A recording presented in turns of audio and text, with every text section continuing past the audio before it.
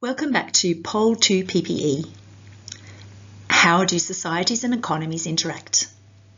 And this week we'll be looking at classical political economy. You've got several texts to read to support this week's explorations, available on the library's reading list for this subject. Have a good look at the picture that I've selected to accompany this week's reflections. So it's a sketch of agriculture in 1860. We can see capital in the form of machinery to till the fields with. We can see labour, human capital. And we've got land, so we've got the factors of production for agriculture here. And this is what classical political economy will be concerned with. How to produce wealth by improving agricultural production and the very nascent forms of industry that are only just beginning to occur. We haven't yet seen the Industrial Revolution. That will come later in the 19th century. What we've got in Britain at this time are agrarian modes of production. We've also got starvation and impoverishment. And so the classical political economists will be interested to try to understand how to improve agricultural production in an agrarian economy. And they'll also be wanting to improve how to distribute agrarian production among the people. So let's look at our lecture plan for today. So as I mentioned last week, we'll be taking an approach that looks at the problem to which our thinkers were responding. We'll look at how they responded in terms of their methodologies and theories and their policies for what should be done. And we'll also bring critical considerations to bear on their responses. So in the first part of the lecture, we'll look at how these classical political economists define their problem. And we'll see that, broadly speaking, they conceptualize their problem as impoverishment in an agrarian and semi-feudal economy. So Adam Smith saw this as a problem of mercantilism, where the power of the merchants was undermining wealth production. Merchants were securing an economic system, changes to the production of wealth, which was to their benefit, as opposed to the benefit of other types of workers in the economy. So Ricardo thought that it wasn't just that a problem with mercantilism, but also a problem with the remnants of feudalism. So the Corn Laws for Ricardo was the problem. These were tariffs and other restrictions on imported grains. And these, he felt, worked to benefit the landowners, undermining widespread wealth production.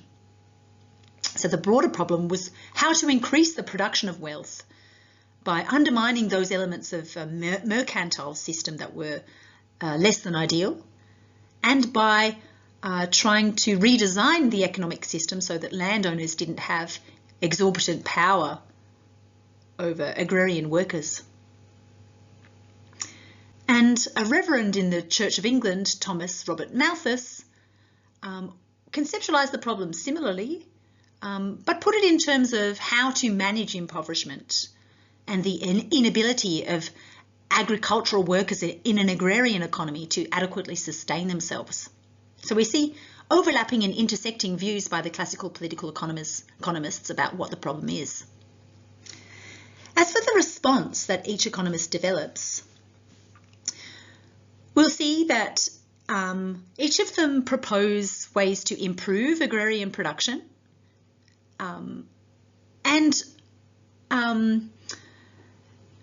Malthus considers that the solution to poverty will be a self-limiting population, limited by the constraints of what agriculture can produce. So Adam Smith sees that the solution will lie in improving the division of labour in agriculture and in emerging industries. He'll also want to propose improvements to distribution. These improvements will concern the extent of the market, and he'll be defending larger, freer markets. There'll be similarities and differences in Ricardo. Ricardo really focuses on the problem of the Corn Laws, and so his solution is to really abandon those tariffs on importing grains, because he thinks this will prevent profits from disproportionately accruing to landowners in the form of rent. And this will allow the benefits of the production of wealth to be enjoyed more broadly. Malthus, his solution was economic liberalism and overturning the forms of poverty relief that was provided to families under the rubric of the old poor laws provided in parishes. His solution, as we'll see, will be really the self-regulation of population limited by agricultural production. Now, for me, this is a kind of euphemism for letting the poor starve, although there are nuances in his argument. We'll see that some people took this up. The Poor Law Commissioners, the people who wrote the commissioners who wrote the report on the poor laws in 1830, drew on Malthus to advocate for changes to the old poor laws. They believed that the new poor laws should require poor relief in workhouses and not poor relief in parishes distributed through charity. So we'll then look at critical considerations, and we'll ask those three key questions. Who wins? Who loses? And does it matter? And we'll try and point out that really if the winners were once the merchants and the landowners, the new winners also have implications for who loses. I want you to have a think about who you think are the winners and the losers with these new forms of, new ideas of classical political economy, and whether you think it matters.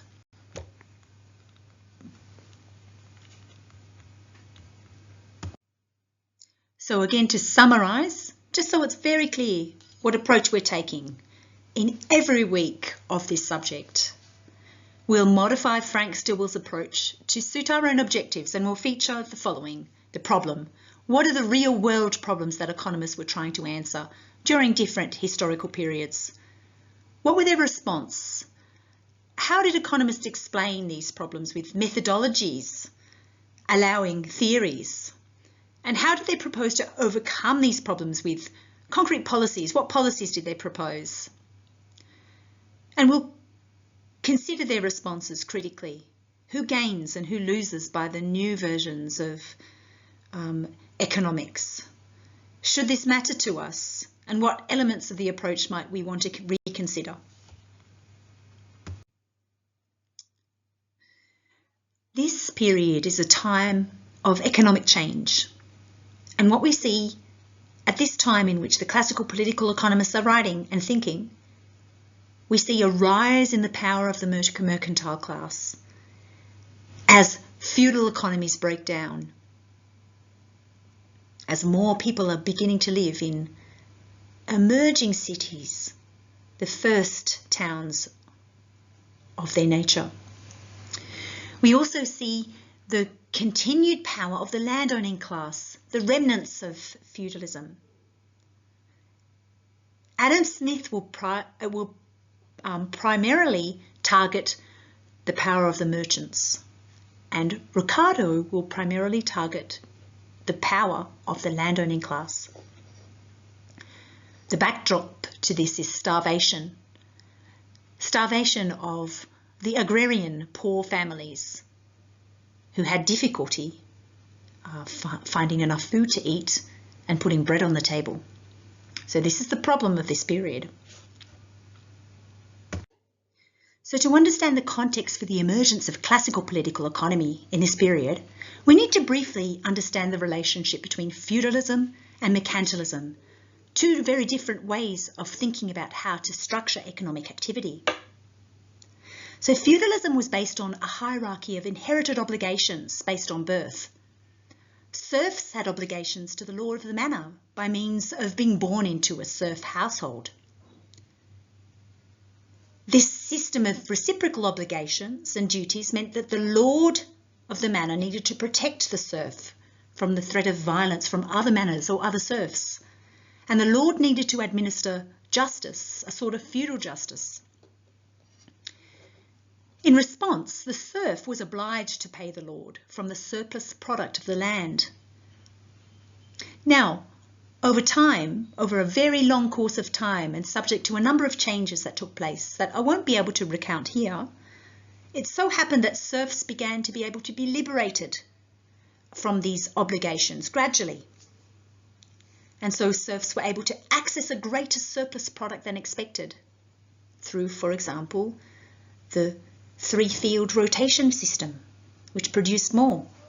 And this increased surplus product meant that they could pay back part of their obligations in advance and ultimately liberate themselves from the obligations to pay a tithe to the lord of the manor. And again, due to a range of factors that I, again, can't do justice to here, merchants, an emerging mercantile class, came about both because of this liberation of this new type of class from the hierarchy of feudal obligations, and because those liberated from these obligations sought creative ways to produce. The merchant class was not part of the feudal hierarchy. This development specified a very different way of organising economic activity. So workers who were previously in the feudal system were now able to be put to work in putting out workshops where merchant ships would go out from Britain to the colonies and bring back raw materials. Cotton, for example. And these raw materials would be brought back by the merchant ships to workers who were previously agricultural workers, who were now working in workshops, making these raw materials into finished products through hand looms and things like that for a wage. This is the birth of the merchant period, or mercantilism, and it reflects the breakdown of feudalism. So what are the basic tenets of mercantilism? And this is what Adam Smith will reject. He'll be wanting to reject this competing approach, this mercantile approach, and provide a different way, another different way of thinking about economic activity. Well, and again, these tenets of mercantilism are really based on the mercantile system being a system of trade based on the colonies, taking goods and raw materials from the colonies and bringing them back to the core European and British nations, where in Britain the workshops would work that raw material into finished products, creating consumers in the colonies and exporting those finished products back out, not just to domestic markets, but also to markets in the colonies. So what are the tenets? Well, it's state-focused, at least in theory, and the idea is to increase state power. There is an assumption that total wealth is static. That's an odd conception, given that we think that we can increase gross domestic product and so forth, and increase production globally as well. But at this time, wealth was viewed as unchangeable and subject to transfer. It was conceptualized as gold and silver stores, and since these were viewed as limited, it meant that wealth was always going to be obtained at somebody else's expense. This is the time, by the way, in which the Spanish ships would seek gold off the coast of Africa and bring it back to the home nation. It was a time of piracy.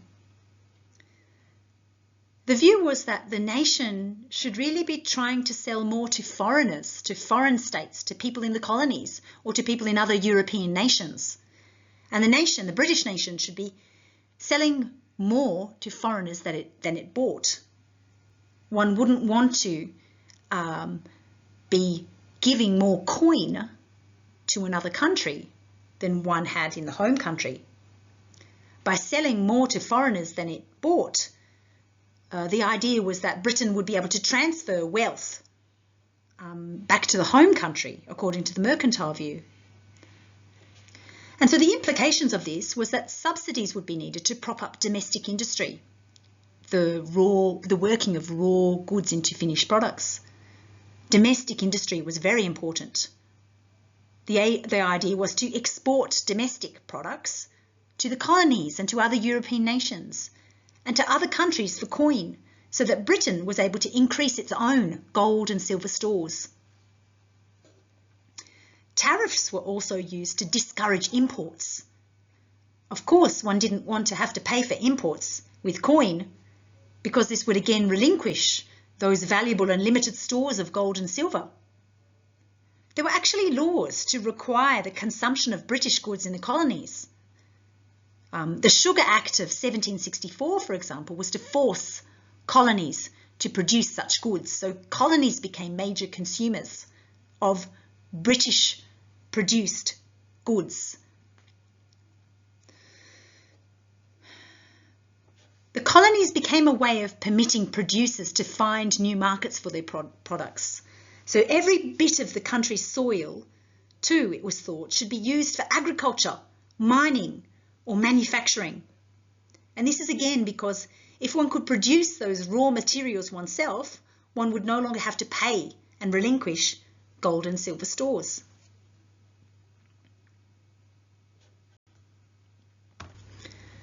Again, the implication is that all raw materials in a country are also to be used in domestic manufacture. Finished goods have a higher value than raw materials.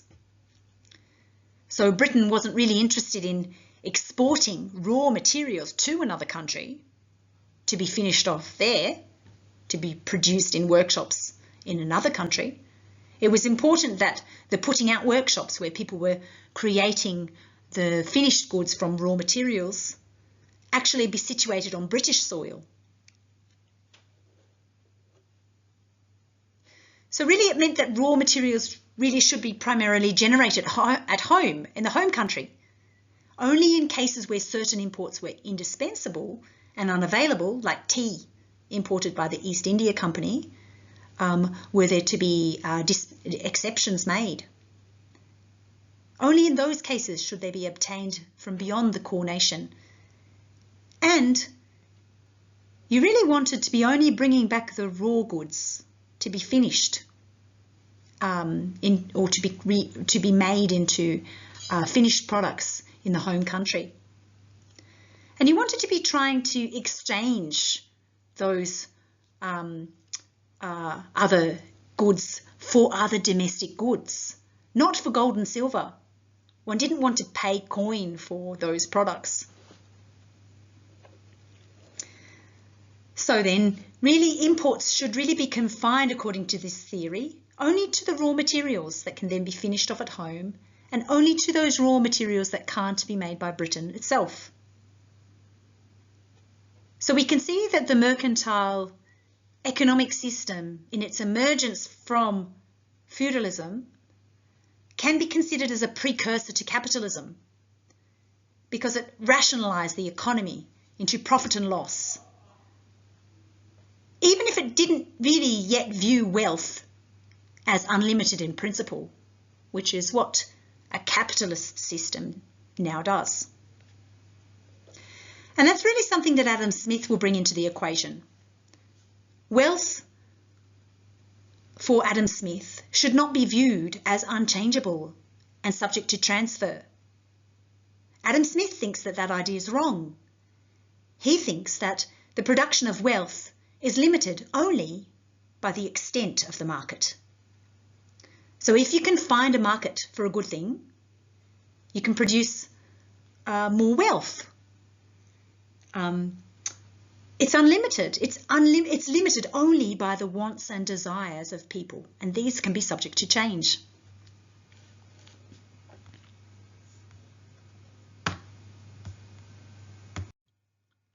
So for Adam Smith, a really key and crucial 18th century thinker, the problem really was mercantilism. Merchants were undermining the widespread production of wealth. The broader problem really was about how to increase the production of wealth and its distribution among people. And he's explicitly critical of how merchant interest groups were acting as forms of monopolies, trying to impose restrictions on the importation of goods so that they themselves could benefit, given their own material interests in producing domestic produced products themselves and exporting them to the colonies and to other European nations.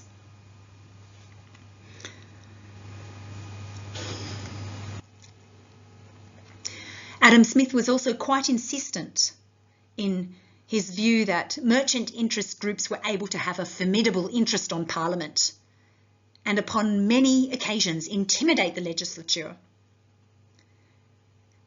Members of Parliament were giving in to intimidation, he thought, because they wanted to secure their reputation with the powerful, the merchants, and to avoid the abuse and insults that arise when monopolistic interests are disappointed.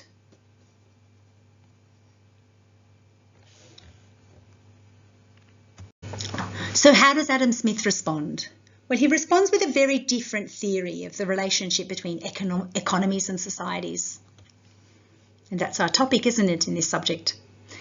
Adam Smith thinks that the economic welfare depends first on the amount of annual produce of a labour or nation. This is something that Stilwell draws attention to in the opening blurb that introduces your readings this week. Classical political economy, he notes, is defined by a labour theory of value rather than what later becomes a theory of price. We're getting ahead of ourselves a little bit. We'll study the labour theory of value in the week on Marxian political economy. But what's important here is that economic welfare depends on the amount of annual produce of labour of a nation. It is that which labour produces. So labour in tilling the land produces something. Labour in erecting a fence produces something. Labour by milking a cow. We can see all the various types of labour that go into agrarian production as the picture depicted on the opening slide. As for the concept of annual produce of labour of a nation, this is what we now refer to, at least in a general way, as gross national product, GNP, or gross domestic product, GDP. And for Smith, this depends on the extent of the market, how large the market is. But economic welfare doesn't just depend on how much is produced by labour. It's also dependent on the number of those who are consuming this produce, because if only a few people consume this produce, then welfare is not going to be particularly high for those who don't, even if overall the produce of labour increases. Again, this is a very different conception of wealth to the static conception of mercantile wealth as limited stores of gold and silver which can't be changed and which should be held by the nation. So Smith really wanted to liberate the market from the constraints and protections of the mercantile approach, tariffs on imports, the propping up of domestic industry through subsidies and so forth. And he thought that this should allow for rapid increases in the levels of overall wealth if we reconceptualise wealth in this way, as the amount of annual produce of a nation and not in terms of gold and silver stores. So you can see how this is very much leading into concepts that we still use today. And you can see why Adam Smith is very much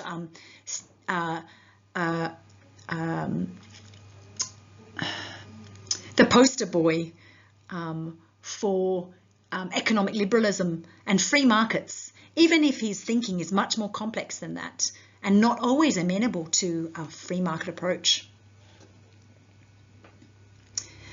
So the third idea that Adam Smith brings in is that the number of those who consume is dependent on two factors.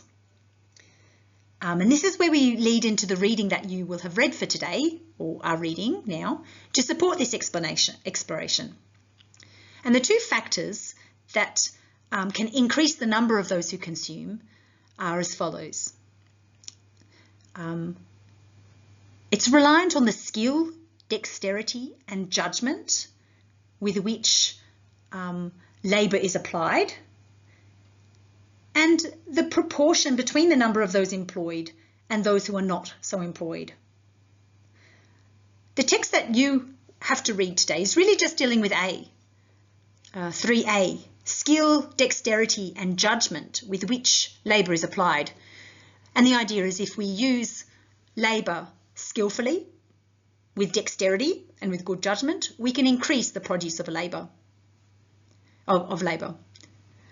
We haven't yet got in your texts that you're required to read an account of how the proportion between the number of those employed and not so employed is going to be increased. The reading just focuses on 3A, but I wanted to draw your attention to the fact that really it's also 3B that's very important for Adam Smith. So those are the key ideas that Adam Smith wants to bring to the table that are very different to a mercantile theory of wealth. So then Adam Smith investigates these three ideas more closely, and he asks, how do we improve labour productivity? He thinks that the cause of the greatest improvement in the productive powers of labour is also the cause of the dramatic increase in the skill, dexterity and judgment. And this is the case even in a discipline like philosophy, and I'll mention this in a moment. The cause of this greatest improvement is for him the division of labour. Division of labour in any use of labour. So when you divide labour and when you specialise in the area or the task that your labour is devoted to, you can improve that task. The idea is improve how you do that task, improve what you produce. Dividing labour can improve productivity because it allows you to increase your skill and dexterity in that particular labour task. It provides savings in time because you don't have to then swap between tasks. And it allows you to invent capital stocks and machines to improve the production in that task as well. Let's provide an example that Adam Smith provides. He asks about the production of a pin and notes that it involves so many different tasks that one person would be at pains to produce one a day, and then absolutely produce no more than a maximum of 20, even if they were the most efficient person who ever existed. But by dividing the task into smaller motions, smaller jobs, with one person to straighten out the metal, to sharpen the point, and so forth, workers can have a production line that can produce thousands in a day. And this division of labour can also improve by producing savings in time, because you don't have to move between jobs. Labourers can be a bit lazy and want to dilly-dally between jobs. And so when you move from one task to another, then you can be less efficient in your use of time. Of course, he's really talking about male labour during this period, and also child labour. There were women later on in the industrial period, obviously, in factories. And of course, there were always women doing household work and working in fields and so forth. But this is something we'll discuss later too.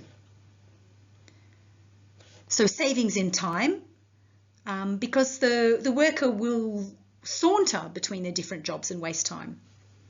So the idea is that if you're just focusing on one task repetitively, you don't waste that time. And the division of labour can then increase the invention of capital stock and machines.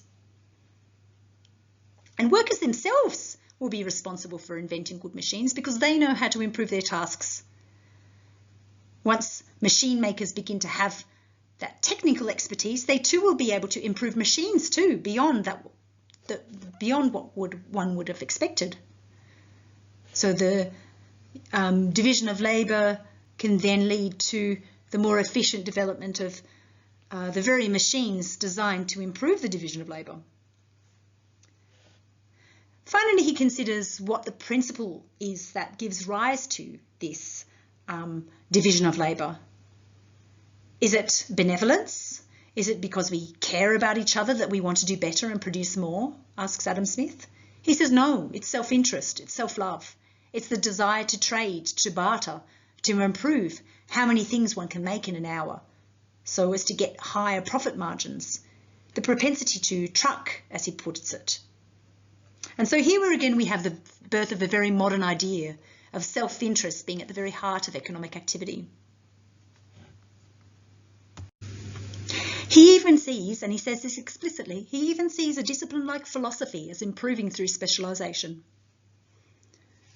PPE students might find this interesting because you've been studying philosophy not on its own, but in its interrelationship with a study of the political institutions that regulate behaviour, and also competing ways of thinking about the organisation of societies around economic interests and incentives.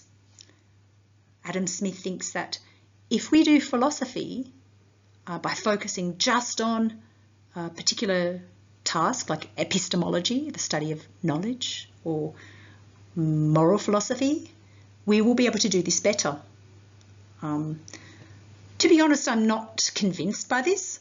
I think a lot is lost by the specialisation in a domain of critical thinking like philosophy, which would do so much better by being interdisciplinary and not so specialised.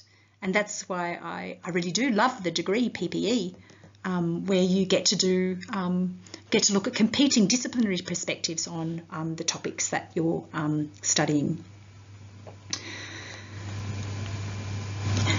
Returning to Smith, what are the natural limits of the division of labour, he asks? Well, the division of labour is limited by the market. And this really entails a defence of global markets as opposed to local mercantile protections of domestic markets. So really, the Brits were wrong to want to stop imports and to boost exports. And that's interesting because we still have this idea today of exports being good and imports being less good, at least sometimes. Adam Smith says that's misguided, that's mercantilism. And the Spaniards were wrong to send their ships out to the African coastlines and procure as much gold as they could, because wealth really wasn't about unchanging stores of gold and silver. It was really about something else. The production of the things that people want through their labour. And this could be, according to Adam Smith, unlimited. And it could be promoted by the division of labour. So the division of labour in large markets is going to be better than in small, because large markets increase the possibility of exchange and increase the desire to specialise.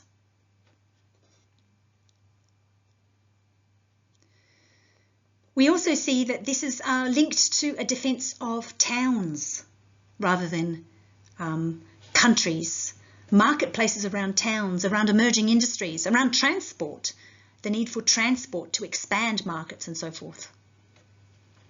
This is how we extend markets beyond the nation state, and where the nation state becomes less important than the infrastructure of large markets.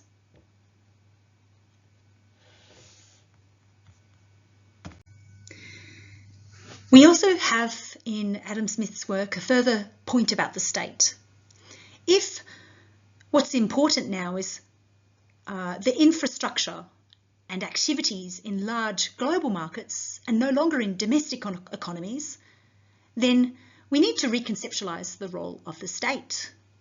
And he thinks that the sovereign's duties should be limited to those duties that are required to secure the good functioning of markets. And this involves three duties.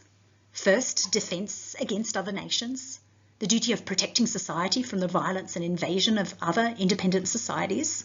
This is important to secure markets. Second, administering courts of law, the duty of protecting as far as possible every member of society from injustice or oppression of every other member of it. And the duty to establish an exact administration of justice, because if you make a contract with somebody to exchange a market good and don't uphold it, then the trust on which market exchange relies is undermined, which leads markets to falter. So contract law is very important for Adam Smith. And then we have the maintenance of non-profitable public works for Smith. This is really about erecting and maintaining those public works and public institutions that are also market promoting. For example, it might not be in the interest of any individual to erect and maintain roads or schools, but these are very important for increasing distribution of goods, allowing markets to be larger than they were before, and improving the human capital skills that are going to be important to markets, for education at least.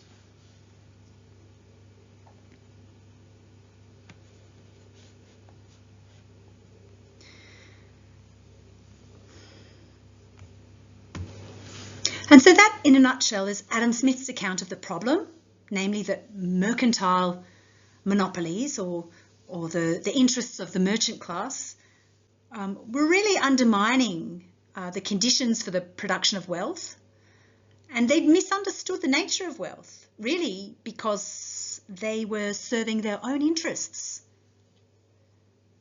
So he developed a different theory of production, which he felt would really promote the ability of people to improve the annual produce of labour of a nation.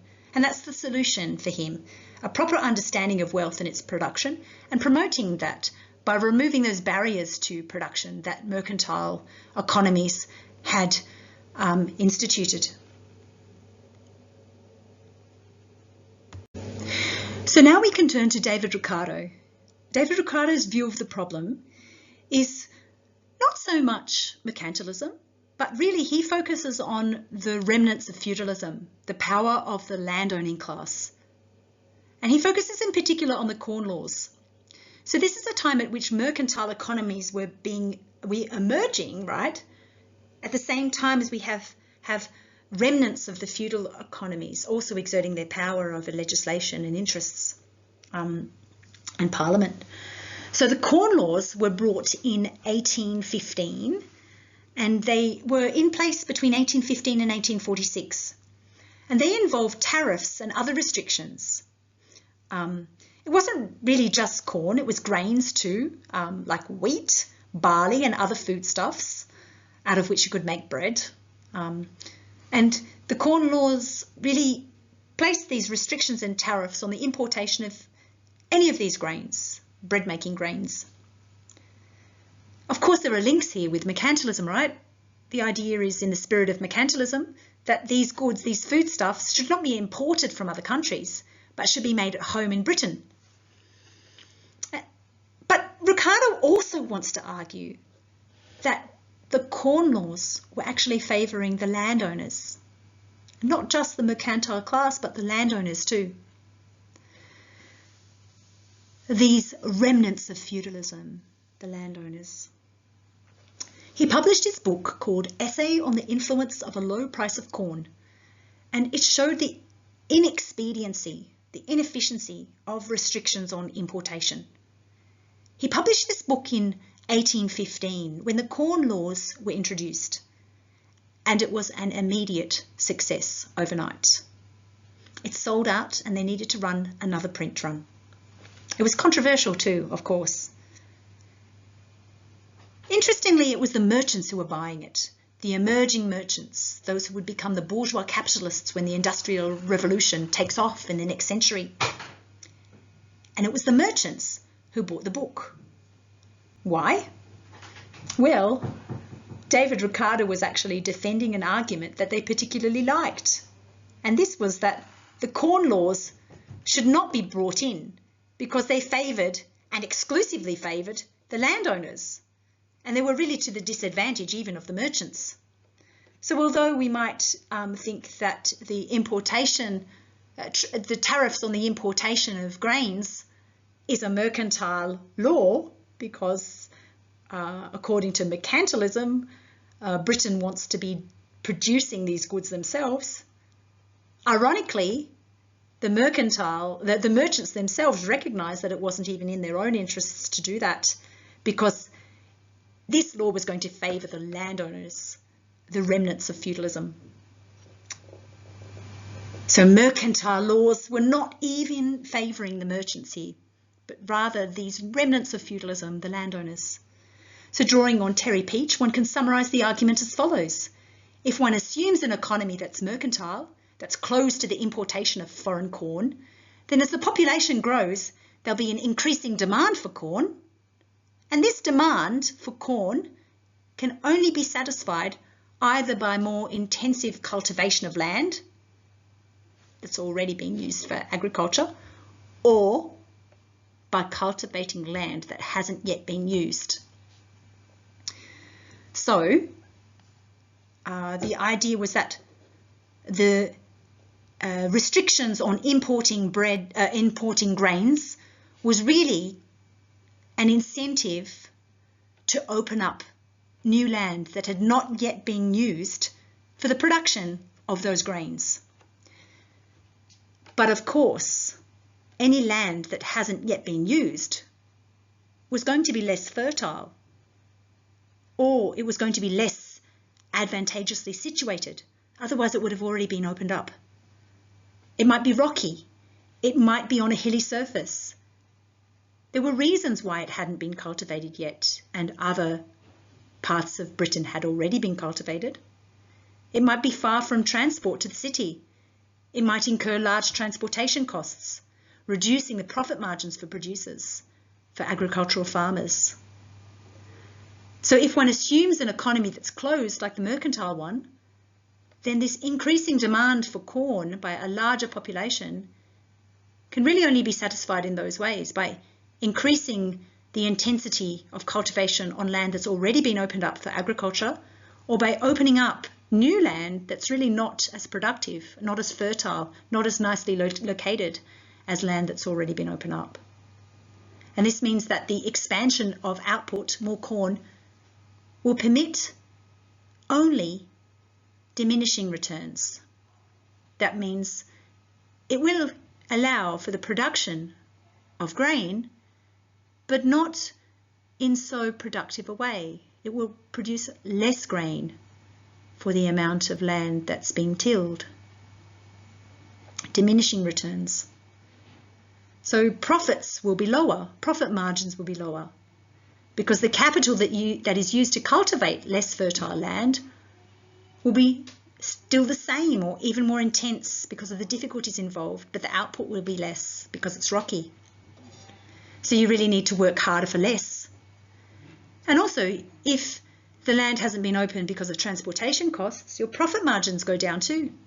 So it means that this capital, this human labour, machineries, the ploughs that you saw in the opening slide, all of that, all of these factors of agricultural production, they could actually be better put to use on other land, or simply by not making more machinery for farming, but making machinery for the production of other goods, industries, eventually machines to produce the cotton goods in Lancashire and Manchester. And this would mean really importing corn rather than trying to produce it domestically. The argument that you need to read for this week focuses on Ricardo's account of rent. And it may seem a little inaccessible at the start, but I've tried to present it here in a more intuitive manner. We've seen on the previous slide that the corn laws were what Ricardo was objecting to. He felt that the corn laws would lead to a situation in which landowners were were encouraged then, because there was no importation of grain, to open up less fertile areas of land and rent them to farmers. So this argument by Ricardo about rent supports his view that the Corn Laws should be rejected. And this is why his book became a success. Because even though the introduction of imports on grain seemed to be consistent with a mercantile view of the economy, it was clear that they were going to primarily favour the landowning class and not the merchants at all. And this is why his book became such a success, because it seemed to suggest that really it was the landowners who would benefit. Obviously, the landowners had a lot of power still, and that is why his work was very controversial. So how did the landowners benefit the most from closed markets?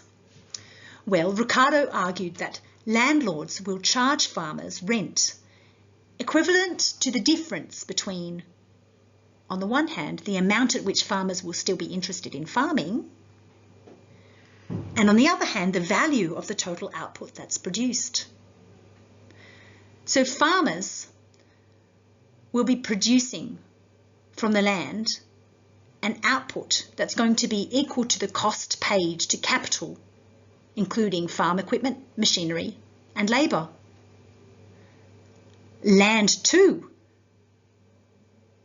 They'll need to pay a rent for land, and rent should not exceed the amount that farmers would be interested in farming at. And this must be given by the value of the total output that's produced. But then Ricardo goes on to argue, well, landlords are really only going to be able to do this if there are no imports to prevent them from continuing to open up this less profitable land. Only having no imports of grain allow landowners to fix the rent in the way that I've just described in the first point on the slide.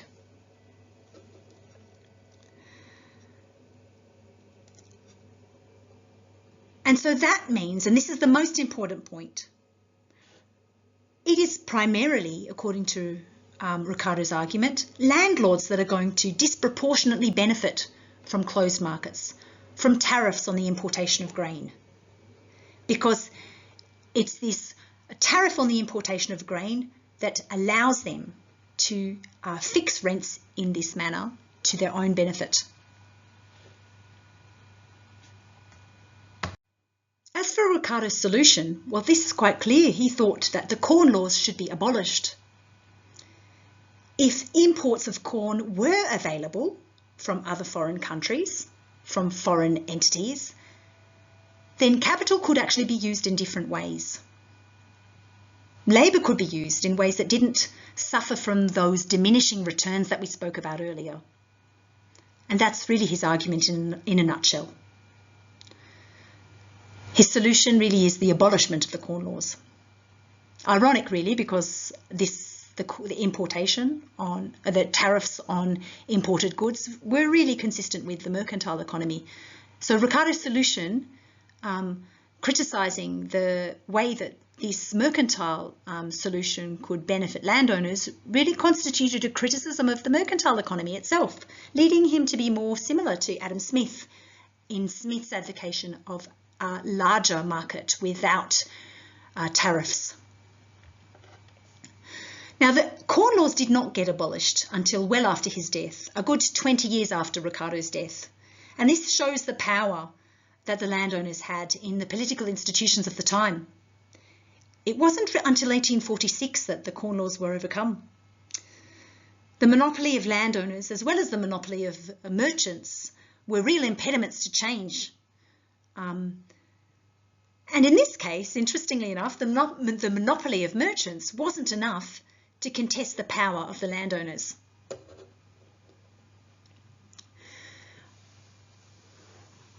Okay, so now we're going to, so what we've done is we've looked at two problems. We've looked at Adam Smith's account of the problem with the monopolies of the merchant class, and we've looked at Ricardo's account of the problems of the monopoly of the landowning class, a remnant from feudalism. And we've seen how both of them advocate for solutions that are inconsistent with the idea of a mercantile economy, a mercantile political economy. Wealth is conceptualized not as static, but as able to be unlimited in its growth, dependent solely on the extent of the market and upon the desires and wants of those who would like to buy and sell. So now we can turn to Thomas Robert Malthus, who was a reverend with the Church of England, and he was concerned to look at the relation between population, agricultural production and poverty. So he'd seen populations starve through the inaccessibility of food. He'd seen famine, and he wanted to understand why impoverishment existed. Although he does provide a moral argument for this, people working in demography and population studies now refer to Malthus as the first modern thinker of population. He argues that agricultural production will only increase at modest rates, and we've seen why. Production is limited by the inability to open up as fertile land as before. So we have to move to less fertile land and less accessible land.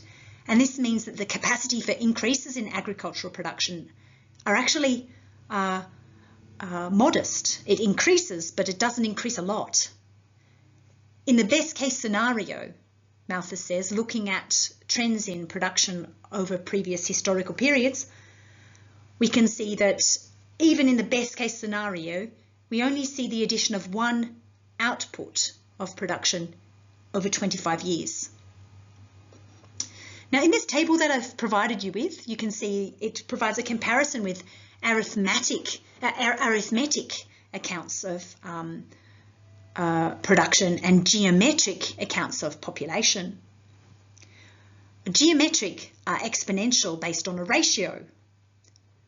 Arithmetic is really the difference between two consecutive terms when that difference is constant. So we can see in the graph the idea that social wealth production is increasing by 1 unit in each period, let's say over 25 years, that's production. But we can see that population is actually geometric. We've got an exponential growth in population. And Malthus thought that the statistics, a statistical analysis of population showed that really the capacity for having children of people allowed us to say that fertility is exponential if left unchecked. So if there was enough food to go around, production of the population would actually the reproduction of the population would take place much quicker. We'd be able to massively increase population in quite a short space of time. But agricultural production is a real limit to this because, of course, people need food to eat. So his analysis of historical population statistics suggested this capacity for the doubling of brute numbers every 25 years. And the conclusion really was that if you leave population growth unchecked, then it will exponentially grow, whereas production will not. And this means that population will spontaneously be checked by a comparatively lesser capacity for production. Production can only support the subsistence of smaller populations and a smaller population growth. So his problem was how to resolve social impoverishment related to this capacity of a country in a mercantile environment to only produce a certain amount of food. So he thought that population would naturally need to self-limit.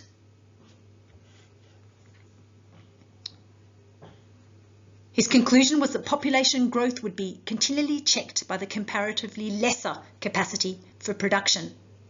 And that really is a euphemism, as I said at the start, for leaving families, poor families who have children that they can't afford to feed, to perish under conditions of famine.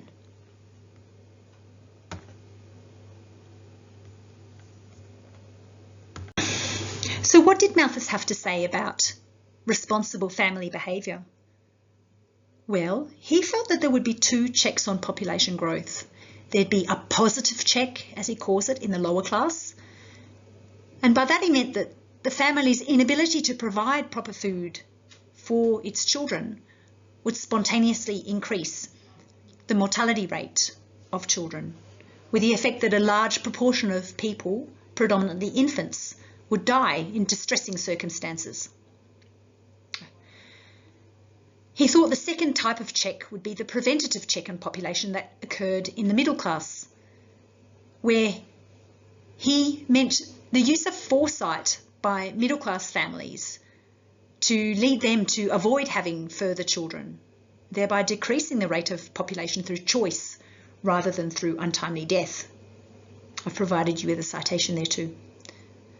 And so for the policy implications for Malthus were that families really should not be supported by poverty relief.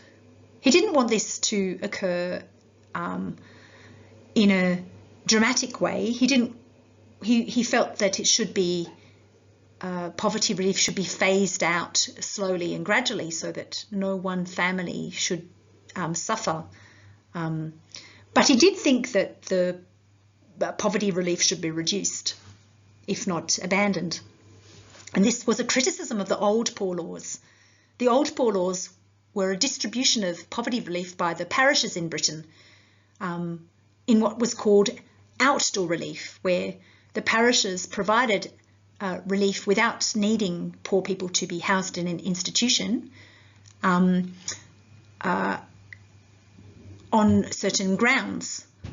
And Malthus's work informed, but Malthus thought that the provision of poor relief in the parishes was actually contributing to families who shouldn't be having children, having more children. It was incentivising the reproduction of children in ways that would aggravate poverty. So the implications was that Malthus's work informed the report of the Poor Law Commissioners in 1830, which led to the new poor laws. The new poor laws offered indoor relief, requiring that the poor be institutionalised in workhouses, and the poor relief that they received was in part a compensation for the work that they did.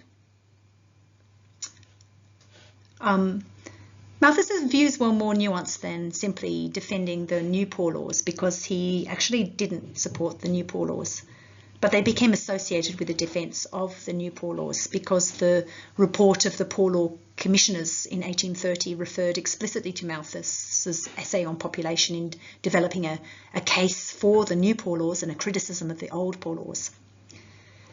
For a nuanced account of Malthus's work, I've put two texts there by Donald Winch and by Anthony Waterman.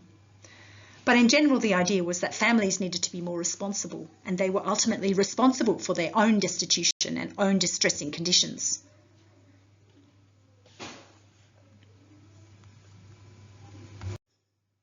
So we've now considered a number of problems that the classical period threw up for these political economists who were concerned with the relationship between society and economy. We saw that one concern was the problem of the monopolies of the mercantile class, and one was a problem of the power of the landowning class, a remnant of feudalism. We saw Smith respond to the first and Ricardo respond to the second. We also saw Malthus responding explicitly with the question of social impoverishment of the working class under conditions of improving agricultural production, noting that the government really should not be doing very much to intervene in when poverty arose. The government should let the population spontaneously limit itself within the constraints of production. A laissez-faire, or leave to make in French, a laissez-faire approach to the resolution of the social question of impoverishment. And this was a question that would arise again in the 19th century. So now to wrap up, opening this door to a critical consideration of the literature that we've looked at this week, and opening the door to the discussion of next week on Marxian political economy, let's turn now to the third element of our approach, where we consider, we provide a critical consideration of the response of the political economists. Let's ask those questions that Stilwell encourages us to ask and that we've refined for our own ends. Who gains? Who loses? And does it matter? Well, with Adam Smith, we can see that it's going to be those who benefit from opening up markets to global markets that are going to benefit. And this will eventually lead to the Industrial Revolution and the emergence of the capitalist class. So who gains? Well, it's the emerging bourgeois capitalist. We can't really criticise Adam Smith for not having anticipated this because he did not see the Industrial Revolution. But certainly the working class will lose. Who loses? The agrarian workers and their poor families in the Christian rural parishes, but also in an emerging industrial economy, the industrial workers in factories. And this will be something that Marxian political economy brings to our attention. This will be the period in which the social question becomes front and foremost of economists' theories from a whole range of ideological backgrounds. Poverty, the poverty of the working classes. And liberal, Marxian, socialist, eugenist, moralist and spiritualist approaches will all have very different ideas about how to resolve it. Polanyi in The Great Transformation described this utter destitution of the working classes as the grinding of men into masses. And this is what we will see when we come to the emerging industrialisation of society, of the British economy, particularly in the north, that will ensue from the changes to the economy that came about as a result of the institutionalisation of some of these ideas. Does it matter? Well, it does matter. If we want to have some sort of response to the immediacy of destitution and not let people starve, then it does matter. And so next week, we will look at Marxian political economy and see how Marx and Engels and other writers in a socialist tradition brought a new type of political economy, theorised a new way of thinking about the relationship between society and economies under emerging industrial conditions and no longer in agrarian economies. I hope you've enjoyed this consideration of classical political economy this week, and I look forward to discussing this further with you in the tutorials. Your remaining tasks for week 2 include completing your readings for this week. I'll be opening a practice quiz on the reading, and please attend your tutorial. Thank you and see you next week.